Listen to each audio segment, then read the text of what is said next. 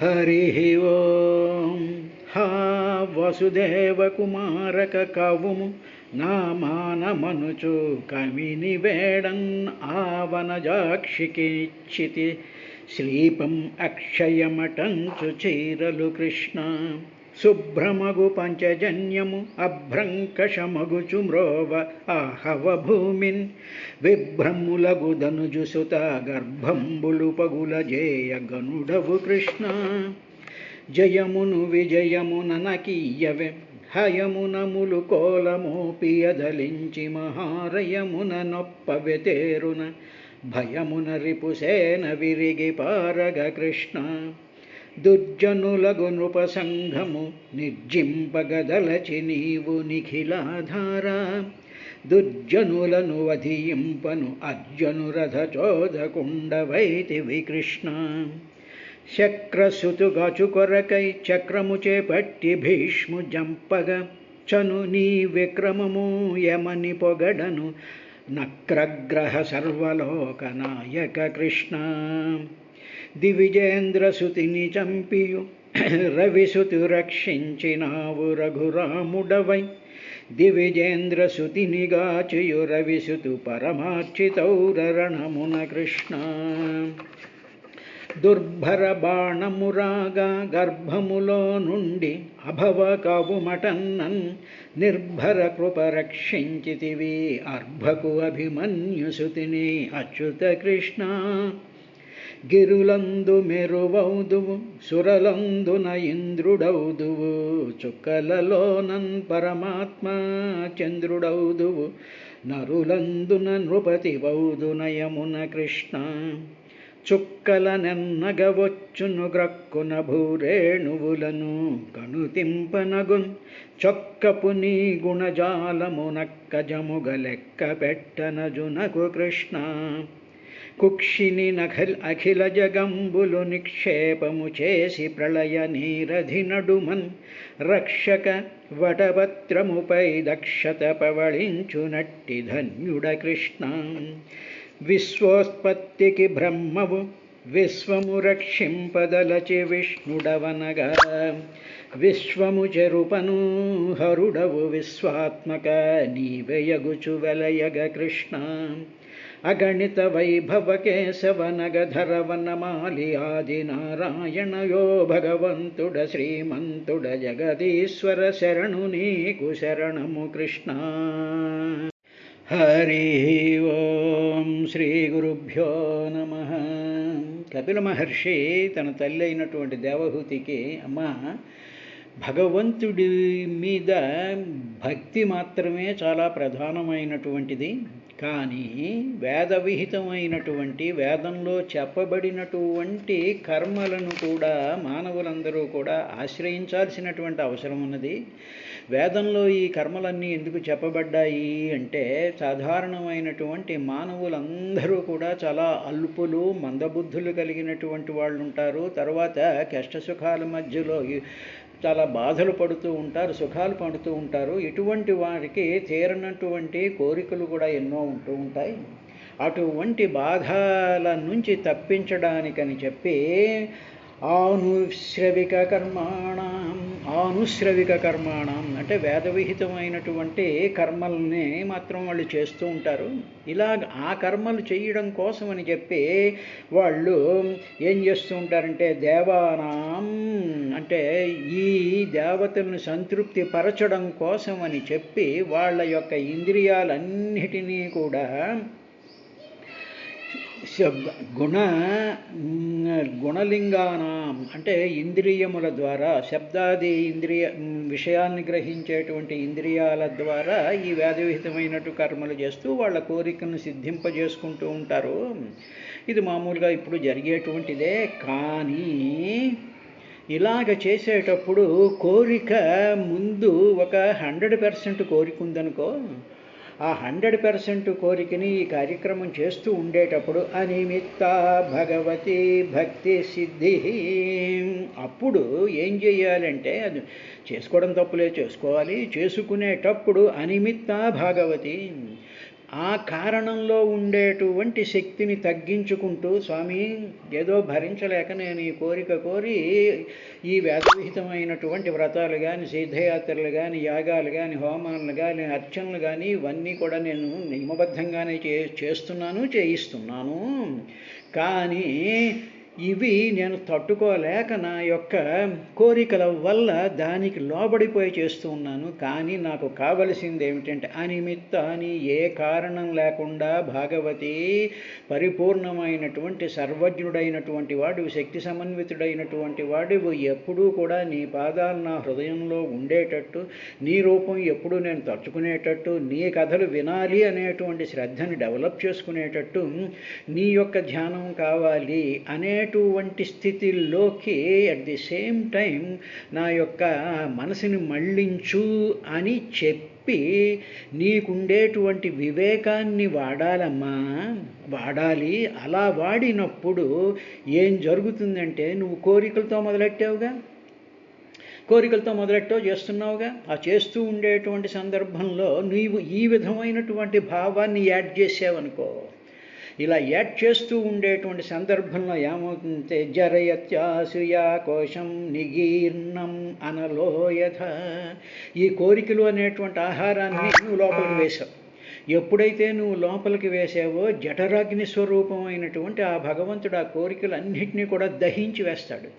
దహించేసేసి దాన్ని బలం కింద మారుస్తాడు, సత్వం కింద మారుస్తాడు. సత్వ ఏవైక మనసోహో.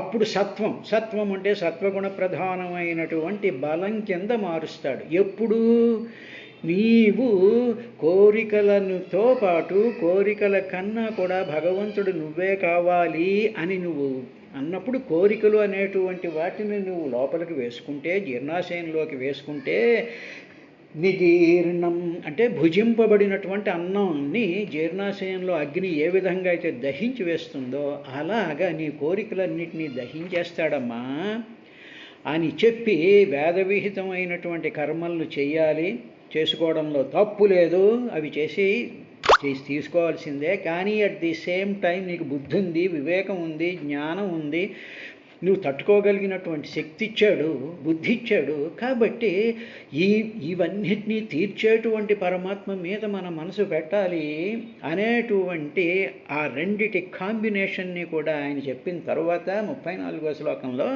ఇక అసలైనటువంటి భక్తులు ఏ విధంగా ఉంటారు అనేటువంటి విషయాన్ని చెప్తూ, నైకాత్మతాం మే స్పృహయంతి కేచిత్ మత్పాద సేవాభిరతామదీహ ఏన్యోన్యతో భగవతా ప్రసజ్య సభాజయంతే మమ పౌరుషాణి. అమ్మ, కొందరు ఏం చేస్తుంటారంటే నిత్యము కూడా నా పాదాలని సేవించడానికే వాళ్ళ ఇంద్రియాలతో చేష్టలు చేస్తూ ఉంటారు. నా పాదసేవ కోసమనే చెప్పి వాళ్ళ ఇంద్రియాలు పనిచేస్తూ ఉంటాయి. తరువాత వాళ్ళ యొక్క ఇంద్రియాలని నా సేవ కొరకే, నన్ను గ్రహించడం కొరకే వాళ్ళ ఇంద్రియాలని వాడుతూ ఉంటారమ్మా. తరువాత ఇంకా కొందరు ఏం చేస్తూ ఉంటారంటే, కొంతమంది భగవద్భక్తులు వాళ్ళు ఇటువంటి నన్ను గుర్తుపెట్టుకోవడానికి, నన్ను రుచి చూడడానికి, నా స్పర్శ కోసం నన్ను చూడాలి అనేటువంటి భావంలో ఉండేటువంటి వాళ్ళు అలా ఉంటూ భగవంతుల్లో కలిసిపోవాలి, మేము వెళ్ళి భగవంతుల్లో కలిసిపోవాలి అనేటువంటి భావం కూడా వాళ్ళు అసలు లెక్క చేయరమ్మా. వాళ్ళు ఇలాగ లెక్క చేయకుండా వాళ్ళ ఇంద్రియాలన్నిటినీ కూడా నా కోసమే వాడుతూ ఉంటారు. తరువాత అదే వాడారు, బాగానే ఉంది, వాళ్ళు మోక్షం ఇచ్చేస్తాను నువ్వు వచ్చేసేయి అన్నా కూడా వాళ్ళు నాలో కలవడానికి వాళ్ళు ఇష్టపడరు. ఎందుకంటే వాళ్ళ ఇంద్రియాలతో చేస్తూ, నన్ను సేవ చేస్తూ, నన్ను తలుచుకుంటూ, నా కథలు వింటూ, నాకు సంబంధించినటువంటి దృశ్యాలనే మనసు నిండా నింపుకుంటూ ఉంటే వాళ్ళకి ఒక రకమైనటువంటి ఆత్మసంతృప్తి, ఒక సంతృప్తి కలుగుతుంది వాళ్ళకి. అలా కలిగినప్పుడు వాళ్ళు మరొక దానికి వెళ్ళాలి వెళ్ళాలి, ఇంకో దాంట్లో పూర్తిగా కలిసిపోవాలి అనేటువంటి దానికి వెళ్ళరమ్మా వాళ్ళు. అలా వెళ్ళకుండా ఉండడము ఒకటి. ఇక రెండోది వాళ్ళు ఏం చేస్తూ ఉంటారంటే అలాంటి భావాలు కలిగినటువంటి వాళ్ళతో పరస్పరం ఒకళ్ళతో ఒకళ్ళు కలిసి నా యొక్క పరాక్రమాన్ని, నా యొక్క అవతారగాథల్ని, నాకు సంబంధించినటువంటి వీటిలన్నిటినీ కూడా కొనియాడుకుంటూ వాళ్ళు ఒకళ్ళతో ఒకళ్ళు మాట్లాడుకుంటారమ్మా. పరస్పరం పరస్పరం వాళ్ళు సంభాషించుకుంటూ ఉంటారమ్మా అన్నాడు. దీనికే పోతన గారు ఏ విధంగా చేశారంటే, అమలిన భక్తి కొందరు మహాత్ములు మచ్చరణారవిందయుగ్మము హృదయంబునన్ నిలిపి. కొంత అమలినమైనటువంటి భక్తులు, వాళ్ళు ఇంకే మలినము ఉండదు, ఆ మలినం లేనటువంటి భక్తులు మచ్చరణారవిందయుగ్మము, నా చరణాలు యొక్క ఆ జంట, నా రెండు పాదాలని కూడా హృదయంబునన్ నిలిపి, హృదయంలో నిలుపుకొని కౌతుకులై, చాలా క్యూరియాసిటీతో, చాలా తర్వాత తర్వాత తర్వాత భగవంతుడు వస్తాడు చేస్తాడు అనేటువంటి ఒక కుతూహలంతో ఇతరేతరానా అనులాపములు మదీయ దివ్యతను పౌరుషముల్ కొనియాడుచుండే. అలాగ అనుకుంటూ వచ్చేటువంటి భగవంతుడు ఇంత గొప్పవాడు, మనకి ఎంత ఆనందంగా తీస్తాడు, మనకు కౌగిలించుకుంటాడు, మన కరుణాపూరితంగా చూస్తాడు, మన మనసంతా కూడా ఆనందంతో నింపేస్తాడు, మనకి పరిపూర్ణమైనటువంటి శాంతం కలుగుతుంది, ఏ విధమైనటువంటి శారీరకంగా ఉండేటువంటి ఏ రోగాలు కానీ, రొస్టులు కానీ, చింతలు కానీ కలగనివ్వడు, ఆయన అలా చూస్తూ ఉండాలి అనిపించేటువంటి మదీయ దివ్యతమ, ఆయన యొక్క దివ్యము అంటే వెలుగునిచ్చేటువంటి పౌరుషములు అంటే ఇక్కడ ఏంటో పౌరుషం కాదు, నువ్వు నన్ను తిట్టావు కాబట్టి నీ మీద పౌరుషం వచ్చి వెళ్ళిపోయాను, అది కాదు. పౌరుషం అంటే పురుషత్వము, అంటే అందరిలోనూ ఉండేటువంటి ఆ దివ్యమైనటువంటి తేజస్సుని పూరుష అంటారు. పౌరుషము అంటే అది అన్నిట్లోనూ కూడా వ్యాపించిపోయి ఉన్నటువంటి అది అన్ని సృష్టిలో కనిపించేటువంటి ప్రతి దాంట్లో కూడా పూరింపబడినటువంటి దాన్ని పౌరుషం అంటారు. దాని యొక్క విక్రమావతారం అంటాం చూసారా, విక్రమము అంటే మొత్తం ముల్లోకాలు వ్యాపించిపోయేటువంటి దాన్ని విక్రమం అంటారు. కాబట్టి అటువంటి నా పౌరుషాన్ని అంటే నా యొక్క తేజస్సుని, నా యొక్క గొప్పతనాన్ని, నా యొక్క ఉనికిని వాళ్ళు కొనియాడుచుండి దాన్నే ఆలోచిస్తూ ఉంటారు, దాన్నే చెప్తూ ఉంటారు, దాన్నే పరస్పరం మాట్లాడుకుంటూ ఉంటారమ్మా. మది కోరరు, అటువంటి వాళ్ళు వాళ్ళ మనసులో కోరట ఏమిటి అంటే అనిసంబు మదర్పిత కర్ములై మోక్షము, అది కోరరు, మోక్షం కోరరు వాళ్ళు. అంటే నీలో కలిసిపోవాలి అనేటువంటి భావాన్ని వాళ్ళు కోరరు అని ఆయన ఆ తల్లితో చెప్పిన తరువాత వాళ్ళు ఏమిటన్నారంటే, వాళ్ళ యొక్క ఇంద్రియాలన్నీ కూడా ఏం చేస్తూ ఉంటాయంటే, ఇంద్రియ చేష్టలన్నీ కూడా ఆయన కోసమే ఉంటాయి. మత్ పాద సేవ అభిరతా, నా పాదాలు సేవించుటయందు ప్రీతి కలిగినటువంటి మత్ ఈహాహ, నా కొరకే అన్ని ఇంద్రియ చేష్టలు కూడా చేస్తూ ఉంటారమ్మా వాళ్ళు. అటువంటి కేచిత్ కొందరు భగవద్భక్తులు మే నా యొక్క ఏక ఆత్మతాం, అభేద రూపమైనటువంటి అంటే ఇంక భేదం లేనటువంటి నాలో కలిసిపోవాలి, సాయుధ్యం చెందాలి అని చెప్పి స్పృహయంతి, వాళ్ళు కోరరు, వాళ్ళు ఆ కోరిక కోరరట. ఏమండి ఇక్కడ ఏదో కాంట్రవర్సీగా కనిపిస్తున్నట్టుందే, అసలు భాగవతం మోక్ష గ్రంథం కదా, మోక్షశాస్త్రం కదా ఇది. అంటే ఏమిటి, పుట్టినటువంటి ప్రతివాడు ఆ జీవి వెళ్ళి పరమాత్మలో కలిసిపోవాలని కోరుతూ ఉండాలని కదా భాగవతం చెప్తోందని ముందు నుంచి చెప్తూ ఉన్నారు. మరేమో భగవద్భక్తులేమో ఏమిటంటే స్పృహయంతి, వాళ్ళు నాలో కలిసిపోవాలని కోరరు అంటున్నారు. ఏమిటండి అంటే దానికి సమాధానం 36వ శ్లోకంలో అద్భుతంగా చెప్తాడు. ఎందుకు అంటే నువ్వు కోరుకుంటే వెళ్ళేటువంటిది కాదు. మొట్టమొదటి నాకు మోక్షం కావాలండి, అందుకు నేను భాగవతం చదువుతానండి, భాగవతం చెప్తానండి, ఇవి చేస్తానండి, అవి చేస్తానండి అంటే నీ కంట్రోల్లో లేదు. అది నిరంతరము కూడా నీ ఇంద్రియాలన్నీ కూడా నాకు సంబంధించినటువంటి ఆలోచనలే చేయాలి, నా సంబంధించినటువంటి మాటలే మాట్లాడాలి, నా సంబంధమైనటువంటి ఆ దివ్య తేజస్వరూపాన్ని అన్నిట్లోనూ అలాగ చూస్తూ చూస్తూ చూస్తూ ఉన్నప్పుడు అప్పుడు నీకు వైరాగ్యం వస్తుంది, అప్పుడు జ్ఞానం వస్తుంది. ఆ జ్ఞానాగ్నిలో నేను నాది అనేటువంటి దహించిపోతే ఇక మిగిలింది నా సాయుధ్యమే అని చెప్తాడు. అందువల్ల మనం ఏం చేస్తూ ఉంటామంటే మాకు మోక్షం కావాలండి అని చెప్పేసేసి ఆడ కూర్చుని ఫోటోలు తీయించేసుకుంటే మోక్షాలు రావు. కాబట్టి ఇది కాదు. అందువల్ల మనం ఆ భాగవతంలో చెప్తున్నటువంటి జాగ్రత్తగా ఫాలో అవుతుంటే this is the first step, ఈ విధంగా చేయాలి. అందుకనే మనకి భాగవతంలో 7వ స్కంధంలో ప్రహ్లాదుడు అంటాడు, కమలాక్షునర్చించు కరములు కరములు శ్రీనాథు వర్ణించు జివ్వ జివ్వ. ఏమన్నాడైనా, నా ఇంద్రియాలన్నీ కూడా మత ఈహాహ, నా కోసమే ఇంద్రియాలన్నీ పనిచేయాలన్నాడుగా. దానికి ప్రహ్లాదుడు చెప్తున్నాడు, కమలాక్షునర్చించు కరములు కరములు. కమలాక్షిని నర్చించేటువంటి చేతులు తప్ప సెల్ ఫోన్ పట్టుకుని ఫోటోలు తీసి తర్వాత నోటితో అబ్బో మీరు కార్యక్రమం చేయకపోతే అసలు ఇదేం లేదు అని చెప్పి సాధారణమైనటువంటి మానవుణ్ణి పొగుడుతూ ఆ తర్వాత మన చేతులతో వాళ్ళకి పళ్ళు ఫలాలు ఇస్తూ ఇవి కాదు. కమలాక్షు నర్చించు కరములు కరములు శ్రీనాథు వర్ణించు జిహ్వ జిహ్వ. ఆ శ్రీనాథుణ్ణి వర్ణించేటువంటి నాలుకే నాలుక. అంతేగాని నువ్వు చాలా గొప్పవాడివి, నువ్వు పూజ చేయకపోతే మేము ఏమైపోయే వాళ్ళము, నీ వల్ల ఇదంతా అభివృద్ధి చెందుతోంది, ఇటువంటి జిహ్వ కాదు. సురరక్షకుని చూచు చుట్కులు చుట్కులు.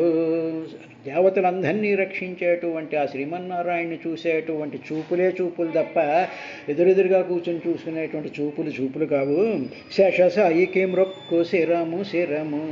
ఆ శేషసాయికి మొక్కేటువంటి శిరమే శిరము తప్ప మామూలు మానవులందరికీ గుళ్ళల్లో కింద కొంచెం నమస్కారాలు పెట్టడం అనేటువంటి శిరస్సు కాదు అది. విష్ణుని ఆకర్ణించు వీనులు వీనులు. శ్రీ మహావిష్ణువు యొక్క పాటలు కానీ పద్యాలు కానీ స్తోత్రాలు కానీ వినేటువంటి చెవులు మాత్రమే చెవులు. మధువైరిద విలిన మనము మనము. మధువైరైటువంటి ఆ శ్రీమన్నారాయణుడికే మన మనసు వెళ్ళి లింకు చేసుకోవాలి, అక్కడ తగులుకోవాలి వెళ్ళి. భగవంతు వలగొను పదములు పదములు. భగవంతుణ్ణి చూడ్డానికి భగవంతుణ్ణి పొందాలి అనేటువంటి వేసేటువంటి పాదాలున్నాయే, అడుగులున్నాయే, ఆ నడకలున్నాయే, ఆ నడకలే ఆ పాదాలే పాదాలు. పురుషోత్తముని మీది బుద్ధి బుద్ధి. ఆ పురుషోత్తముడి మీద పౌరుషాణి అన్నారు చూసారా, ఆ పురుషోత్తముడి మీద పెట్టేటువంటి బుద్ధి మాత్రమే బుద్ధి. దేవదేవుని చింతించు దినము దినము చక్రహస్తుని ప్రకటించు చదువు చదువు. మనం చదివేటువంటి స్తోత్రాలు కానీ చదివేటువంటి శాస్త్రాలు కానీ వీటిలన్నిటిలోనూ కూడా ఎవరిని మన మనసులోకి ప్రొజెక్ట్ చెయ్యాలి అంటే చక్రాన్ని చేతిలో ధరించినటువంటి శ్రీమన్నారాయణ్ణి ప్రొజెక్ట్ చేస్తూ ఉండాలి. కుంభినీధవు చెప్పెడి గురుడు గురుడు. నీకు గురువు ఎవరు అంటే మామూలు మాటలు మాట్లాడేటువంటి వాడు కాదు, కుంభినీధవుడైనటువంటి ఆ శ్రీమన్నారాయణుని గురించి చెప్పేటువంటి వాడే గురుడు. తండ్రి హరి చేరుమని ఎడి తండ్రి తండ్రి. హరి దగ్గరికి వెళ్ళు, హరినే ధ్యానించు, హరినే పూజించు, హరినే మనసులో పెట్టుకో, హరినే ఆ మాటలే మాట్లాడుతూ ఉండు, ఆ బొమ్మలే చూస్తూ ఉండు అని చెప్పేటువంటి వాడే తండ్రి అని చెప్పిన తరువాత ఇంకా ఏమన్నాడంటే, కంజాక్షునకు గాని కాయంబు కాయమే పవన గుంభిత చర్మ భస్త్రిగాక. వైకుంఠు పొగడని వక్త్రంబు వక్త్రమే ఢమఢమధ్వనితో ధక్కగాక. హరిపూజనము లేని హస్తంబు హస్తమే తరుశాఖ నిర్విత దర్విగాక. కమలేషు చూడని కన్నులు కన్నులే తను కుడ్యజాలరంధ్రములుగాక. చక్రి చింతన లేని జన్మంబు జన్మమే తరళ సలిల బుద్బుదంబుగాక. విష్ణు భక్తి లేని విబుధుండు విబుధుడే పాదయుగము తోడి పశువుగాక. అని ప్రహ్లాదుడు ఏదైతే అన్నాడో అదే మాటని కపిల మహర్షి తల్లి అయినటువంటి దేవయానికి 34 శ్లోకంలో చెప్పిన తర్వాత, అమ్మా తరువాత ఏం చేస్తారు అంటే, పశ్యంతి తే మే రుచిరాణి అంబా సంతః ప్రసన్నవక్త్రారుణలోచనాని రూపాణి దివ్యాని వరప్రదాని సాకం వాచం స్పృహణీయాం వదంతి. అంబా ఓ అమ్మా, తే ఆ సంతః ఆ సాధుపురుషుడు ఆ భక్తులు ఇప్పుడు చెప్పామే సమస్తమైనటువంటి ఇంద్రియాలని మనసుని బుద్ధిని వాళ్ళ అన్నిటినీ కూడా నన్నే ధ్యానిస్తూ నా గురించే ఆలోచిస్తూ నా కథలే చెప్తూ నా కథలే వింటూ దాన్నే ఎవరైతే స్పృశిస్తూ ఉంటారో అటువంటి సంతః తే అటువంటి సంతః ఆ సత్పురుషులు ఏమిటి చూస్తారు అంటే, పశ్యంతి వాళ్ళు చూస్తారమ్మా. ఇలా ఉండేటువంటి వాళ్ళు డెఫినెట్గా చూస్తారు, పశ్యంతి చూస్తారట. ఏమిటి చూస్తారు అంటే, రుచిరాణి చాలా అందమైనటువంటి ప్రసన్న వక్త్ర, చాలా ప్రసన్నంగా ఉండేటువంటి వక్త్రము అంటే ముఖం అన్నమాట. చాలా ప్రసన్నంగా చూసేటప్పటికి ఇంకా ఐస్ అయిపోయి కళ్ళు తిప్పుకోలేనటువంటి ప్రసన్నంగా ఉండేటువంటి వక్త్ర ముఖాన్ని, ఆ ముఖంలో ఉండేటువంటి అరుణ లోచనాన్ని, ఎర్రనైనటువంటి కన్నుల్ని, ఎర్ర రంగు కను చివరల్లో కలిగినటువంటి లోచనాన్ని, కళ్ళను చూస్తారు. ఆ లోచనము అంటే ఆ కళ్ళు ఏం చేస్తాయంటే మన అంతరాలలోకి పొడుచుకుని వెళ్ళిపోయి, ఆ చూపు లోచనం అంటే అది అర్థం, లోపలికి వెళ్ళిపోయి మనలో ఉండేటువంటి సమస్తమైనటువంటి చింతల్ని కానీ బాధల్ని కానీ మరొకటి కానీ అన్నిటినీ కూడా కాల్చివేసేటువంటి అరుణ రంగు కలిగినటువంటి ఆ ముఖాన్ని చూస్తారమ్మా వీళ్ళు. తరువాత దివ్యాని, చాలా దివ్యమైనటువంటి వరప్రదాని, వరాలిచ్చేటువంటి రూపాణి, రూపాలను పశ్యంతి చూస్తూ ఉంటారు. తరువాత అంతేకాదు అలా చూసినటువంటి వాళ్ళు సాకం నాతో స్పృహణీయా, ప్రేమతో కూడినటువంటి వాచం వదంతి, చాలా ప్రేమగా నాతో మాట్లాడుతూ ఉంటారమ్మా అన్నాడు. అంటే ఇప్పుడు మన ఇంద్రియాలన్నీ కూడా, అంటే starting from your mind to your body అంతా కూడా భగవంతుడి యొక్క స్వరూపాన్నే ఆలోచించుకుంటూ, ఆ ఫోటోనే చూసుకుంటూ, ఆ నామమే అంటూ, ఆ కథల్ని మరీ మరీ స్పృశించుకుంటూ, వాటిని స్మరించుకుంటూ, ఆ విధంగా కానీ మనం సాధన చేస్తూ ఉంటేనమ్మా అందమైనటువంటి రూపం నీ ముందు ప్రత్యక్షమైపోతుంది.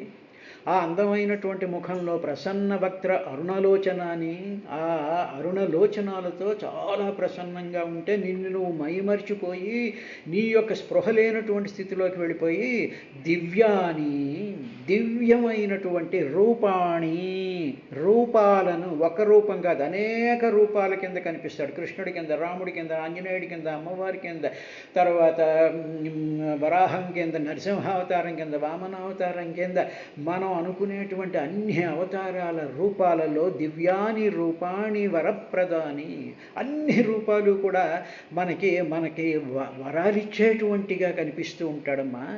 అలా కనిపించినప్పుడు నీకు ఎవరైతే ఇష్టమో, నీవు ఎవరినో పెట్టుకుంటా మనసులో, అటువంటి సాకం నాతో స్పృహణీయా, ప్రేమతో కూడినటువంటి వాచం, మాటల్ని వదంతి, పలుకుతూ ఉంటారు. అమ్మ అది భక్తులకు ఉండేటువంటి గొప్పతనం.